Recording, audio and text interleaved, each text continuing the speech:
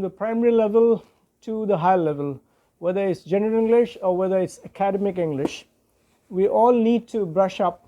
We all need to refurbish our the kind of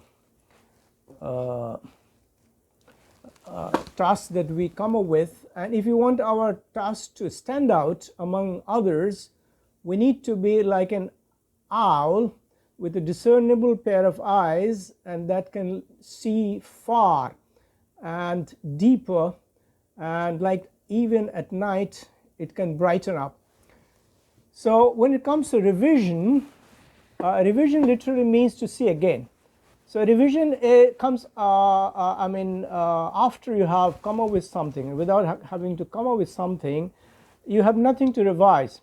So revision is like allows a writer to take a fresh objective at the whole piece of production that you have come up with. It's not only looking at the previous draft, it's also looking at altogether pruning or removing or deleting the whole lot of paragraphs that are not in line with or incommensurate with the kind of message or objective that the writer has in his mind. So revising is a process of revision. Revision means to have another look, to have a second pair of eyes, and looking at again at your own work with altogether different angle, and that has to be critical eye. It's like rethinking and reshaping your research paper. And if it is an academic paper, we are going to give first look, second look, and even the third look, in fact. So it's a painstaking exercise. It's not easy to revise and come up with the real draft that I'd like to come up with. The writing process in the revision is like a salvo. You have already, like you have shot the arrow, you shot the salvo. Now it's time for you to see its speed, its destination, its velocity, and all that. So revision is not proofreading. That's very important to know, because proofreading comes later, and that's after you have the finished product at hand and you're trying to prune it with certain nitty-gritties of grammar and mechanics. So proofreading is more concerned with the rules of grammar, punctuation, spelling, and formatting, than actually having a whole lot of new concept or new addition to the paragraphs. So proofreaders usually look for correct documentation. They look for subject-verb agreement, such kind of mechanical things. Probably if you have overlooked the commas and you have missed on the commas, those kind of things. There are so many concerns of proofreading that it involves the whole of grammar, structural, mechanical, syntactical errors, and lots of other things. So revision is not at all editing. Editors, they have to look later for the conciseness, for accuracy of the prose, for a stylistic consistency. That means like if it is a prose, it's a poetry, or kind of a piece of writing that you're aiming for. So it could be as simple as an assignment, your simple email, or your cover letter, or your any piece of writing. So some concern editors, because it's a finished product, they could be relooking at grammar and word choice and sentence structure. So writing process, it's a very compound process. It involves so many steps that is pre-writing. Actually, we write in our head first, and believe me, whether it's speaking or whether it's writing, or both, in both the cases, actually we have to cook up, we have to fabricate, and we have to come up with things in our head first, even before jotting down. So, and when it comes to scribbling it on the paper, believe me, the good writers, their trashes are full. Why? Because they have to write and write and rewrite. So it's comprised of many different kinds of activities and skills and boundaries between revising, editing, proofreading, sometimes collapsing, unfolding of the things once again. So what could be the limitations, even for the best writers and the best piece of productions online, or you'll find some of the things lacking. I would call them linguistic lacuna. That means there's a shortcoming, the impediments of even the brilliant writers and brilliant speakers. They do commit errors, and those errors can be probably sometimes fossilized, over the years, and habitual, sometimes can be cultural, sometimes can be situation specific, and you don't have control over them unless you take the pain of relook and refurbish your product. And so combining editing and drafting to one step often makes the writing process slow and extremely painful. So it doesn't come handy. There are boundaries, there are limitations. So if you edit consistently from the beginning, you may get too attached to your first draft. Now the problem is you don't start pruning, scribbling and all those things right from the first draft, because that would halt your entire progress with writing, and that would leave you muddle-headed. It would be messy, because your thinking process will be completely crippled. You won't be thinking any further, and that would be the end of your thought process, and you won't be imagining further things. So it's a good idea to first scribble a first draft or a later draft, and have a relook later on with the nitty-gritties or mechanical aspects of grammar or syntax. This could make it difficult to make significant changes during the revising. Moreover, supposedly, if you are going to remove the paragraph altogether or the complete page, what's the point of having to write it in the first place? Because anyway you're going to delete it. So there's no need of editing before you really complete the draft. So revision is one part of the writing process. It requires ample time and a change of gears. It's like, you do want to go in the top gear, or want to go in the starting gear, or do you want to go in the power gear? The power gear is like your thought process, and that would give you more of opportunities to come up with the brilliant ideas and the original thinking. So if you are prepared to revise, I would like you to have a look at these techniques or tools that really help us, because if we get muddled up and we don't think it over and over again, review, we won't be dealing with it in the more professional manner. So you need to take a break. Drafting phase, take a break from a draft. Take a walk, take deep breath, or just phase out from that thinking. Read something entertaining in between. Put the drafts out of the mind, because anyway you're not going to be stuck with the same idea again and again. Gauge time well. Every production has to be timed. Give yourself breathing time before revising, because if you're not relaxed, composed, what are you going to look at? You're going to look at the same trash thing that you have come up with. But keep your final deadline in mind, because anyway you don't have the whole life to come up with the product. So consider whole work. Sometimes the totality of the work, the entire piece of writing, that is the main objective of coming up.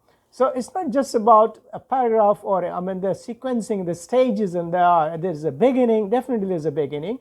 We have hooks, and we have thesis statement, we have gen assumption, and we have whether it's argumentative, whether it's personal narrative, whether it's diary, or whether it's long novels or fiction. So you're going to look at the assignment as a whole, not as a part. So the components of the fragments are like just the nitty-gritties. You don't have to look at it as a fragment? Do you address the appropriate audience? Sometimes we have to look at whether what I'm doing is the right thing I'm doing. Do your readers have all of the necessary information? Supposedly it's a scientific kind of writing, and you're talking a lot of imaginary things and unreal things. What is the point? So you need to of course consider the content. Is the thesis, a controlling idea, clear and well supported? So thesis, that's the roadmap or the blueprint of what you're going to write later. Do your ideas flow logically? But if you want your ideas to flow in a very logical progression, you need lots of signposting, and there are lots of linkers and lots of contrasting or similarity, adjectives, adverbs, or kind of connectors. And are your ideas expressed in clear and focused language? That would definitely allow you to have a look with those linkers that you use. Whether what you have said, does it have a link with what you're going to say? Or are you lost in the middle? Are you simply looking at that particular part of the stage of the writing? The form is the introduction, engaging, of course, attention grabbers. You begin with a question, rhetorical questions usually, and that catches the audience's attention. And each paragraph support and expand the thesis. Now the paragraphs have to be woven together, has to be latched on, has to be supportive of what you have already expounded, or what you are going to have the exposition towards the end of the finished product. Do paragraphs connect logically, or have you used effective transitional phrases? Transitional phrases are like it's taking from one level to the other, or from one stage to the other, or from one point to the other point, because it's like a journey. Writing, it's like a journey, and you need to look at those milestones, and if you achieve one milestone, that will pave the way for the next milestone, in fact. So does each paragraph have an effective topic sentence? Now each paragraph needs to have its own topic sentence apart from the topic sentence or thesis that you have started with in the beginning of the paragraph. And conclusion must be restated in a very clear, concise manner, because conclusion is nothing but repeating what you have started with, your proposition, your submission, your beliefs, your assumptions about the topic, and about your kind of stand you're going to take regarding that contentious issue. So don't feel shy of weeding out. It's like weeding out. Removing and decluttering. Don't be afraid to make significant changes to your draft. Probably the first draft was almost I don't want to rubbish it, or could be rubbished altogether, because if you weed out unnecessary paragraphs, sentences and words, what you will be left with will be the wholesome, precise and coherent piece of something that you would really feel proud of towards the end of the product. So remember, revising is the key to good writing. In fact, we must allot a part of our time and efforts and our energy not only in drafting the first, second, but also revising the key points, because this is what going to make your write-up stand out among rest, make an impressive and lasting impression among others. So the first step involved in editing and proofreading could be reread yourself, your own draft, and your assignment sheet, your criteria sheet. There are always check marks. Even in our Unlock series, we find a check mark towards the end of every writer, towards the end of every speaking task.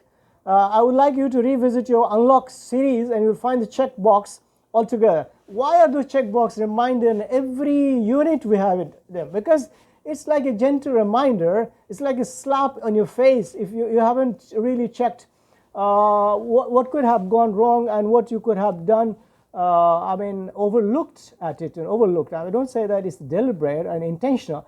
Well, sometimes we are humans, and error could happen at any stage of the time, any stage of the process of the writing. So check that you have specifically answered the question and complete all aspects of the task. All aspect, what do you mean by all aspect? Any idea in the chat box on the all aspect of the task? For example, evidence statement. Now, what do you mean by evidence statement? Now, whenever you say something, try to propose, or it means that you have to substantiate your beliefs and points, and with solid evidences from the sources, from the bibliography, and the bibliography have to be authentic and reliable, because if you don't do that, it would indulge in, like, plagiarism, and you will end up having a bad show. So this is like, we need to structure writing. Probably we have discussed this aspect umpteen number of times in every workshops that we have undertaken, or you have attended. Probably you might have been told that every structure begins with an introduction, a thesis and all that, then we have a body, and we have a conclusion. So at least 3 stages of writing you need to have, in any case, whatever kind of writing. And there will be a summarizing the main point of assignment or thesis, or your research paper, or your synopsis. The structure should be outlined. Now, outline the structure, that means you must scaffold, or make it strengthen with the outlines. The outlines will help us to remember not to leave other things. And the scope or limit should be explained. That means in every write-up you can't go on, but there will be a point, there is a point where you want to reach or achieve, or that's to be your destination point, where you would like to end up making your argument, your idea across the reader, your thesis or research, or research gaps, or whatever propositions you are coming up with. You will have to end up at a destination, proper destination. So you need to know the scope or limits, and we have to work within those boundaries, the limits. For example, each paragraph should develop only one idea, which stated in the topic sentence. Now, usually each paragraph it could be a standalone paragraph with its own main idea, and supporting ideas could be plenty. If it's a very long essay running into thousands of words, every paragraph should have its own topic sentence, and its own supporting sentences, supporting details, supporting ideas, and all points made should be supported by evidence. You shouldn't talk in the air. Nobody believes if you simply philosophize, or simply assume, or frame up things out of blue, out of nothing. You have to have substantive evidences to support arguments. And obviously those linking words or phrases should be based to create flow between paragraphs. Now, if standalone paragraph doesn't mean that it's an independent essay. Those paragraphs are the components, those are the elements, and so they have to be woven with the help of the phrases, the linking words.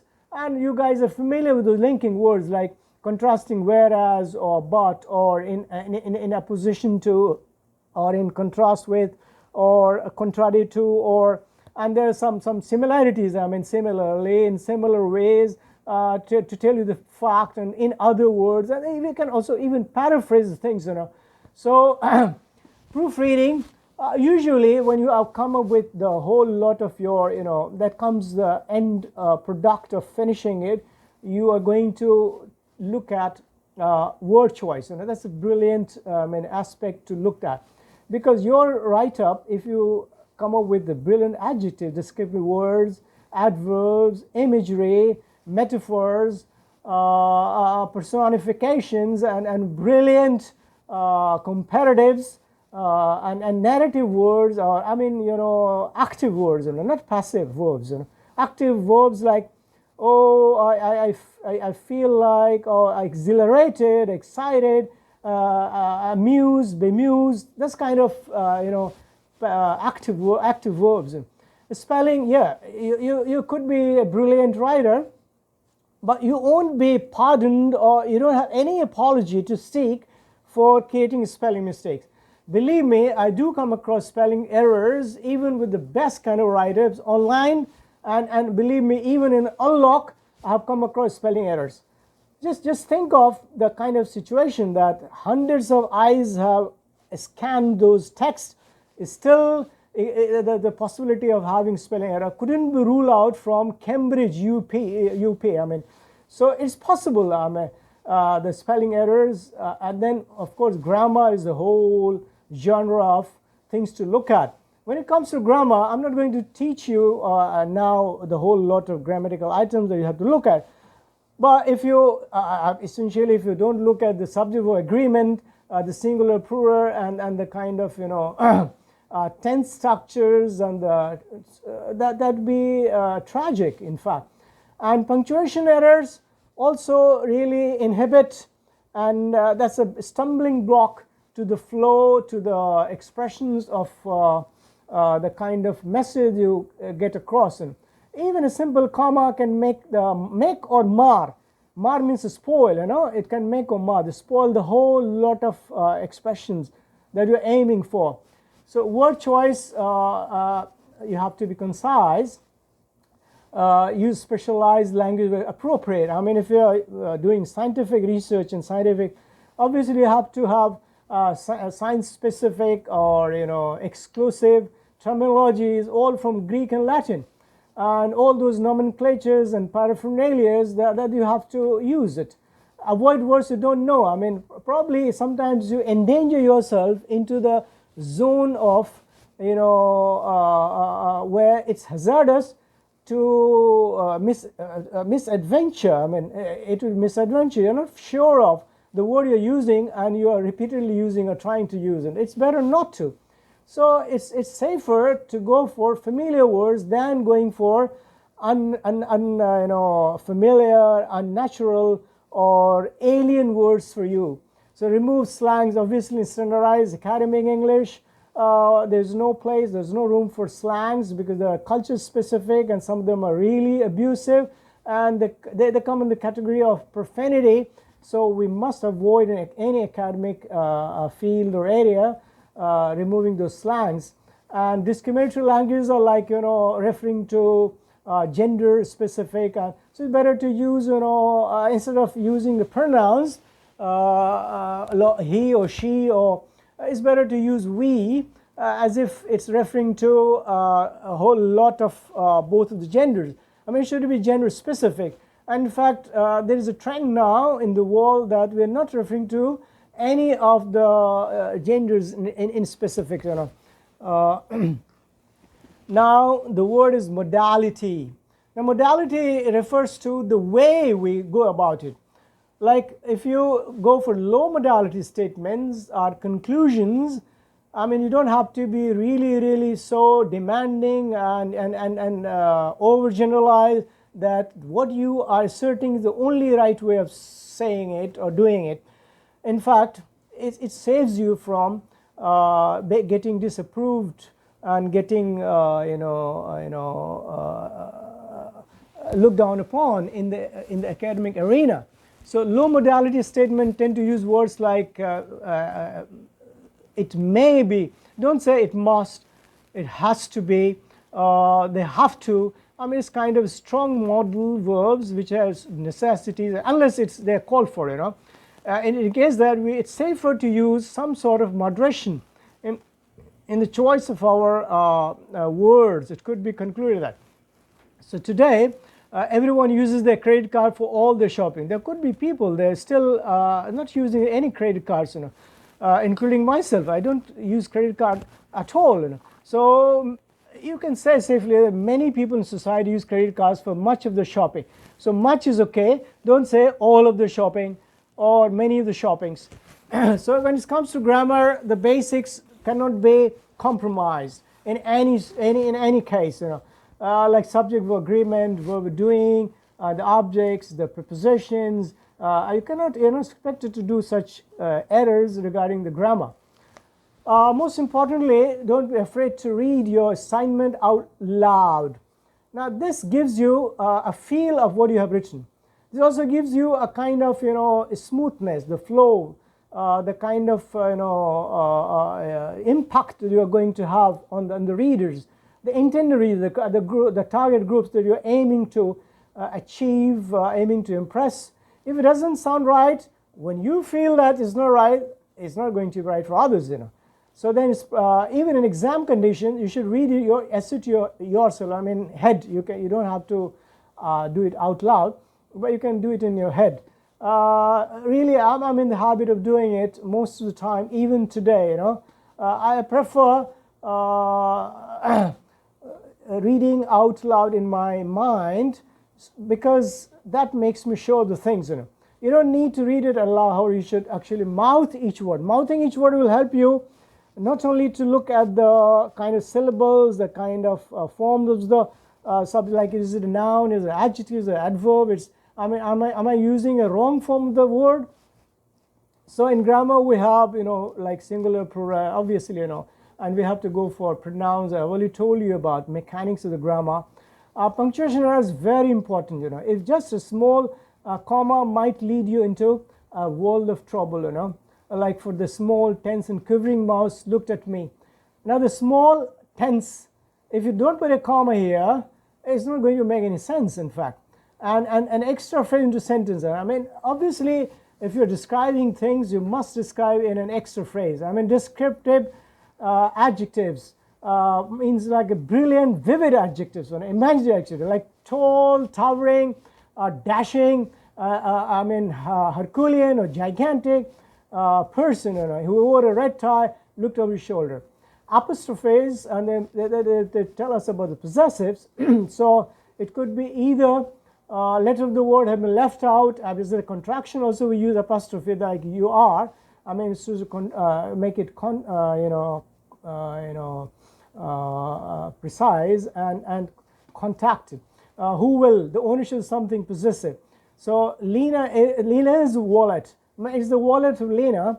So you don't have to read it as a Lena is wallet, right? Now, how do we know that it's not Lena is wallet? Obviously, the wallet shows that Lena cannot be a wallet, right? And the boys cannot be footballs. Spelling errors, there are some of the tools and these handy tools, but over-reliance on those tools make you a bad speller. Believe me, I have also started losing my confidence as far as spellings are concerned. Why? Because most of the time those suggestive, predictive text gives you altogether either right or wrong spellings, and you are left out of confidence. So it's better to break those words, longer syllabic, multi-syllabic words, into chunks of fragments. The first syllable, second syllable, and that makes it easier, like important, assignment. So you can never make wrong with meant. You have to worry about assign, ASSIGN. So the most visible spell checkers, we have it on all kinds of spell checkers already there. But over-reliance, it's really painful, because you will never learn to spell correctly if you are going to always get it checked by others. It's better to check by your friends, your teachers, instead of checking by your, these apps. So obviously you must not lose a cool. You have to stay calm, composed when it comes to proofread, because it's a very tedious and painstaking process. You might be aghast or already exhausted with writing, rewriting, and then you think, oh, there's no time for, okay, I'm done with it. But don't worry about it. Always success comes just before you're trying to give up. So proofreading is integral, essential, the most paramount part of your write-up. Now, if I have to explain again, what is the difference between revising, editing, or proofreading? There's a world of difference. Now, revising is altogether the whole text. You're going to have maybe another draft altogether, maybe deletion, maybe you want the final paper to error-free, maybe it's time to put your own. And editing and proofreading comes later, much later. So what are we going to do in editing? Usually we get rid of whatever goes off the topic, repeats what has already been said. So it could be a paragraph, it could be the whole lot of part of the essay, it could be. So when you are revising, there is a checklist here. I mean, these checklists will really help you organize and save much of your efforts, because you'll have a good writer. Like must remember the purpose. What's the purpose? Who are you writing for? Who is the audience? Are you giving a title that's a window to the wall of the writing? Is the title justified, or you're saying the whole thing in the title? Title is like a window, It has to be catchy. It has to be short. It doesn't have to be a sentence. Content, of course, you have to be very clear at the outset itself that your content is meets your criteria of your objective. Audience, very important, because your audience is not so polished, is not so literate, is of the lower rung of the society. Is it for the commerce? Is it like an announcement, or is it just transactional, or just not international, transactional? You have to lower the language of the tone is very important. Your tone tells us what kind of message you want to, and in what way. Unity of purpose, like all together, there should be unison in all your paragraphs woven together. Coherence, you have been taught so many times that the paragraphs have to be cohesive, it has to be coherent in all possible ways, and it has to grow and develop in tandem with what you are aiming for. So organization is APA format is a very popular format, and most of the writers are using this. Now, I want you to really ask these questions to yourself before coming to any conclusion. I mean, why should someone want to read this paper? Do you have a clear purpose? And this is, I'm not able to really watch the chats, so I want you to reflect on some of these slides, guys. And if I can see why slides not seen. Okay, now seen, kind of, yeah. So really, I mean, you need to know about if you ask these questions yourself, you will get to see all the answers. You will get to see all the answers yourself. Take a couple of seconds and look at these questions.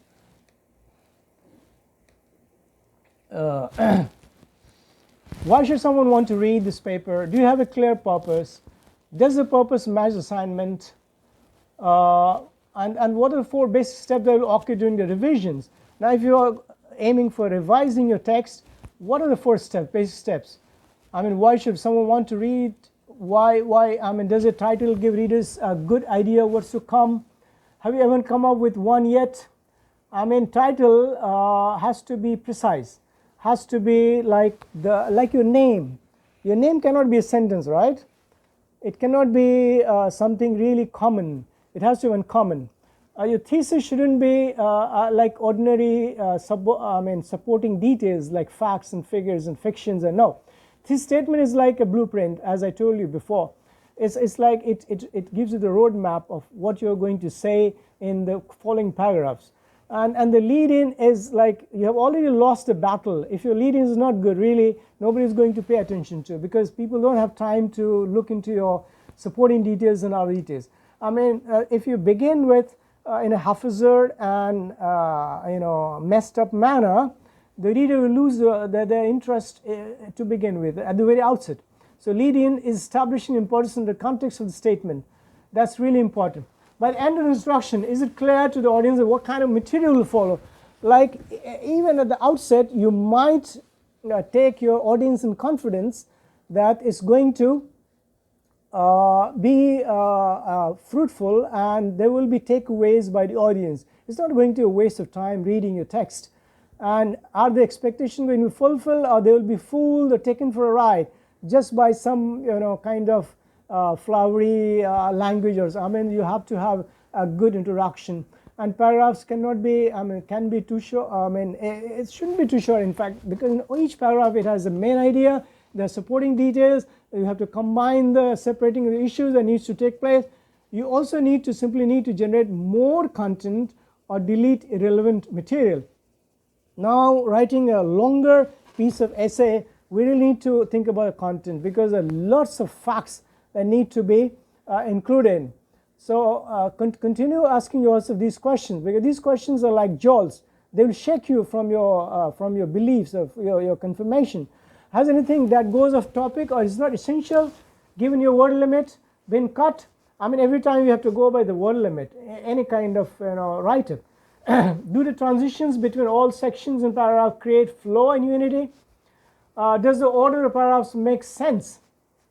Now, you cannot start with the concluding paragraph in the introductory paragraph. You cannot have the supporting paragraphs in the concluding paragraph, right, guys? Maybe the transition seems forced because they're in the right order. So you must look at orders. Like if I goofed up and get missed of all these slides on the top of the other, there will be no sequencing, right? There won't be any kind of flow and smoothness, and you will be puzzled. So obviously, if you have done your revision, your editing and proofreading, your write-up is going to be brilliant piece of, something you will always feel really accomplished about. You'll feel that you have created, you have done something that is going to be valued.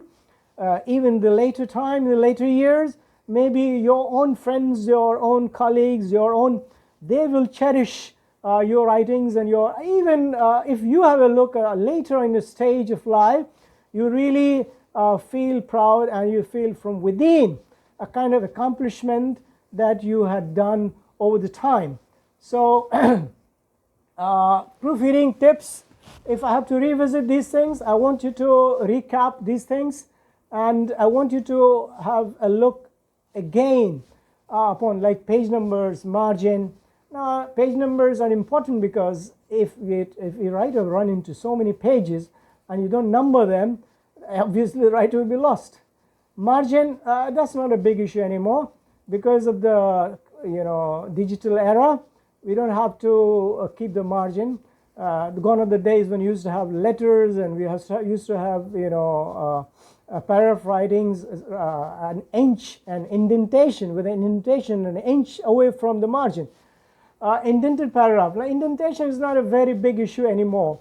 That's what is the conventions now, the new conventions. It used to be norms in the past.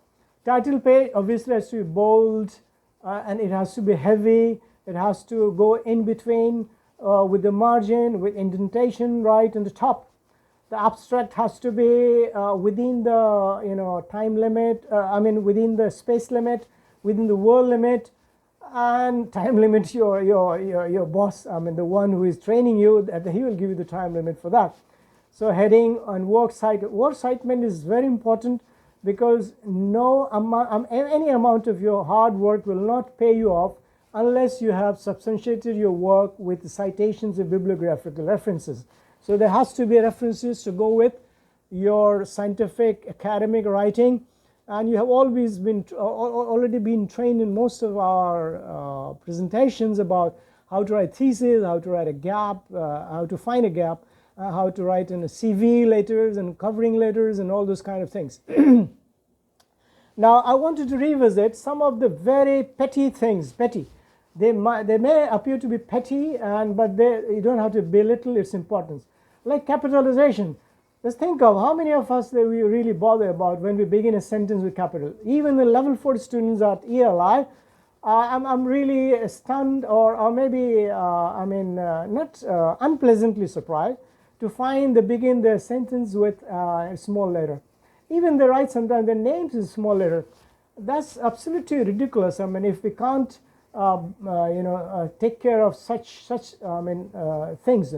Like names, people, places, organizations. Most organizations, like let's say our university, KSA, so K.SA, Kingdom of Saudi Arabia, like ELI, English Language Institute. These are organizations, they have to be capitalized. Places, obviously, people, nationalities also, the first letter, because they are names, the proper names, they're not common names.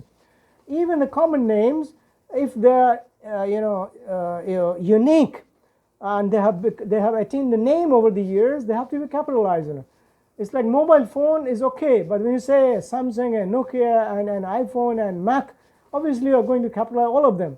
Personal pronouns in between, no. But if you begin with, obviously, countries, cities, and seas and oceans, lakes, there is an issue here. Because most of the seas and oceans, they won't capitalize. Other than, there are some rivers, they are capitalized, others not. Lakes, the same goes for, depending upon what kind of speciality, what kind of uniqueness, what kind of exclusiveness these names have got. Titles, obviously, they have to be capitalized. Full stops, obviously, towards the end of the sentence, there's a period. So this helps you to know where you end, where you end your sentence. If you don't know where you end, how are you going to begin a new sentence? That would be puzzling, So some abbreviations also we need to put full stops, like UNO, U.N.O, United Nations Organizations, UNICEF. At the decimal point amount of money, we always capitalize because we don't know whether it's a dollar, real, cent, or halalas. So we need to put a point to show that these are different denominators, denominations, whether they are the full real or they are the fractions of them. To separate parts in the email address, this is read out as dots.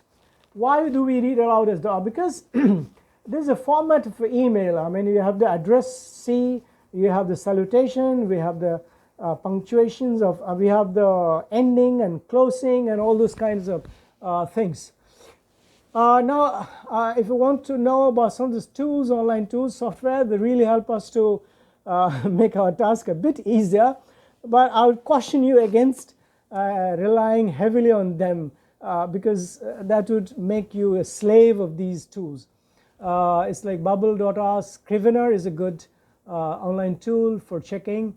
Reverse dictionary will help you with a lot of synonyms, antonyms, and gives you.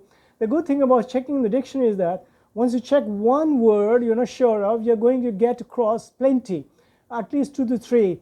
You know that English has got a multi-layered meanings for each word with synonyms, and although no two words are really synonymous, they are standalone words, but there are some words and close meanings.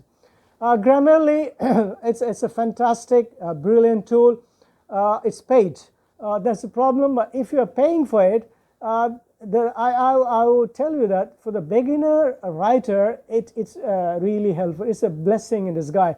But to me, Grammarly hasn't really helped me a lot because I get stuck when I come up with lots of complex sentences, and it cautions me against, as if, because it's a tool, it has limitations. It cannot decide two main clauses and two subordinate clauses, or depending clauses, principal clauses, and even it gets lost when it comes to long sentence unwinding with semicolons and colons and dots and parentheses and all kinds of quotation marks. So Grammarly is brilliant for beginners, not for those who are academician, and I caution them not to rely on it. Evernote is fine. Google Docs, of course, it's another brilliant app. You can always use Google Docs for any kind of generating ideas, mind map, even the contribution, like you want to have a project assignment from different groups, and Google Docs can be shared with plenty of people in the real time, and anyone can contribute and also comment, and can also highlight the comments, can suggest the changes. Microsoft Word in itself is a big thing, If you use it properly, that also gives you a lot of. So what are the 5 writing apps to help you? Scrivener, Simple Mind Free, Evernote, Hemingway Editor. This is another app for fast line editing. I mean, if you really want to do fast editing, you don't have time, you have a submission deadline, and you must listen to your supervisor or your research scholar, Hemingway is a ready rec now. Dragon, naturally speaking, for adding more to do your story. This helps you to add ideas to the story, the Dragon. So it's a reflection time now for you guys. So you are a writer in between. You can see the circle. So you could be the writer, you could be the presenter, you could be the. Now what comes to your head you have all of these issues bothering you all the time. You will be hard pressed thinking of the timing, about the kind of lexes, kind of mechanics, kind of pace, kind of choices of the words, kind of extensions, and kind of rewriting your drafts and all that. So this is like a puzzle writer, a puzzle speaker, and he must brainstorm in the head itself before jotting down on the paper how he or she is going to do or carry out with to have a brilliant draft. I'm adding some of the others, so it could be friendly to one, may not be friendly to others. So this is free online proofreading and essay editor. You can use that. There is another called Typely. So if I have to recap some of the things, like what are steps in content development? First step for most manuscript is content development editing, reviewing the meat of the story. What is the meat of the story? Now this is not the meat of a hashi from the camel or from the cow or from the sheep. Is the meat of the story is the main substance, the body of the story, the plot, where it happens, the background, and the characters, who are they going to play the roles. In step 2, we have the editing line is focused primarily on sentences, paragraph structure with attention to. Then we have step 3, copy edit. And finally, towards the end of you're going to proofread, like the editor does. The editor has a brilliant, there's plenty of tasks. Now see some of the words here, you can always use one for the other. So it's better always to substitute the words, So what are the handy hints for editing and proofreading your assignments? Editing will involve these 4 basic components: content, source, structure, style. Proofreading will involve word choice, spelling, punctuation, grammar. So look at these 2 pictures here. Editing looks like the essay as a whole, is the whole tree. Editing is like the whole tree. You're dealing with the whole gamut of the whole tree. So is the task requirement, style, source information, structure. But when you come to proofreading, it's like bit by bit, chunks by chunks, by leaves. Some leaves may have fallen down, some may have to be already hanging. Some leaves may be of different colors, some leaves may be weak, some leaves may have a weak tendon, weak pigmentation. So I'm talking biologically. The pigmentation gives the color to the leaves, So the leaves are like components, nitty-gritties. You can say, I would call it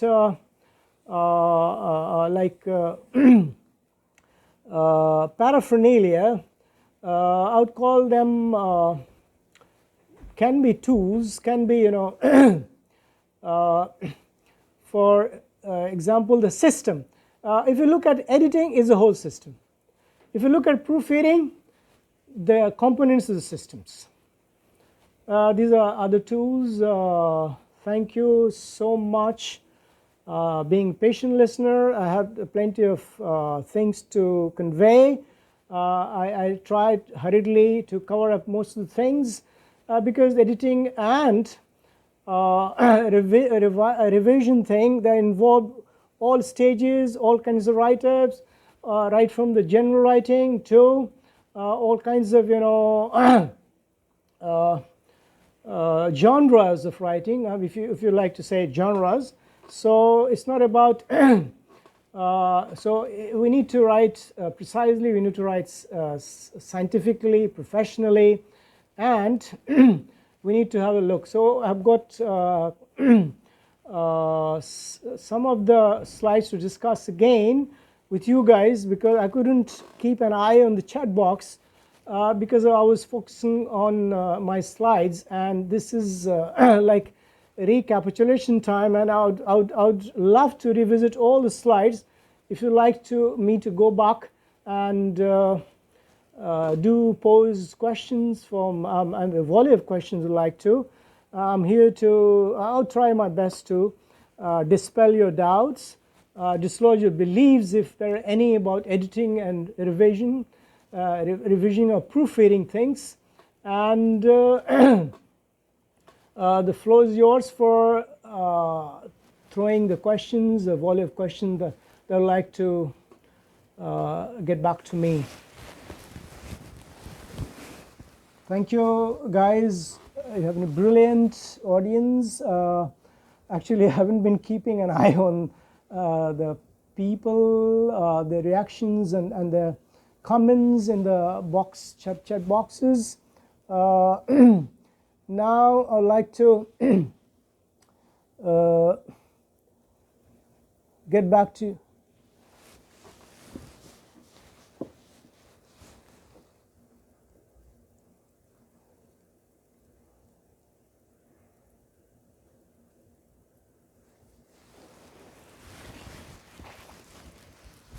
your